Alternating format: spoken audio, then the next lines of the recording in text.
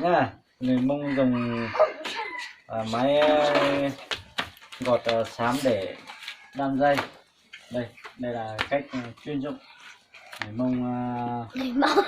Người Mông dùng cái máy này để đan cái dây, làm cái thước đo đi xẻ gỗ nha các bác. Hôm nay mình giới thiệu cho các bác. Bây giờ em sẽ thử cho các bác xem nhé, để nó có tác dụng như thế nào. này.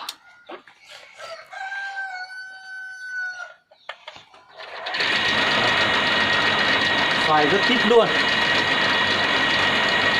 Cái gì luôn. Cái lên cột rồi.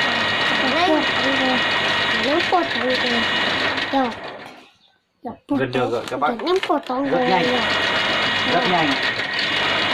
Lên cột rồi. Rồi. Ô rồi.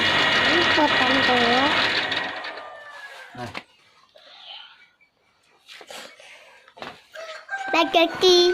Spaghetti, cái bala hả? Nó có tục bala. Nhanh.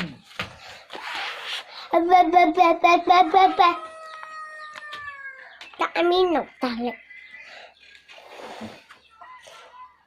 Để tiếng nhau nó cầu.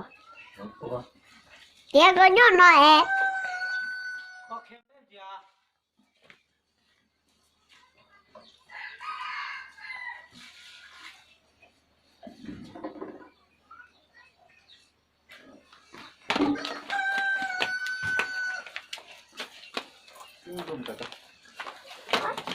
Đây.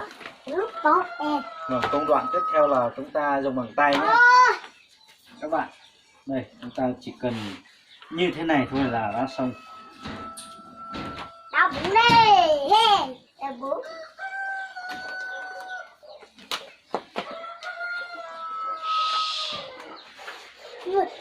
Bên này.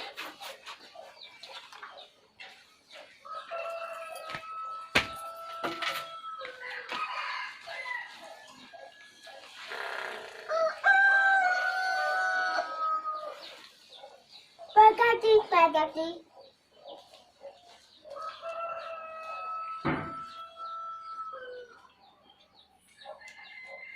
Cho lò tắm đi.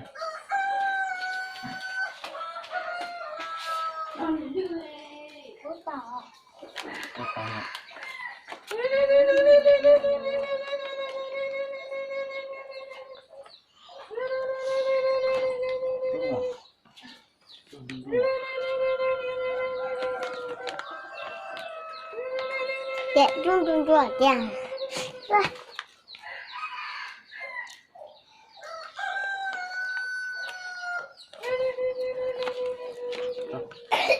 Đi.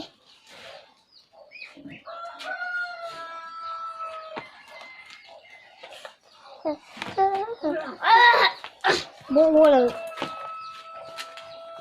mới chụp thật họ. Đây đã hoàn thành một giây. Có thể đưa cho đưa đã. Nó hoàn thành một giây. Đây. Rất tốt.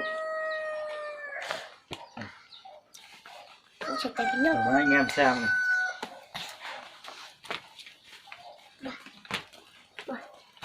Đây. Rất tốt đấy. Đây. Rất chuẩn. Rất tốt anh em.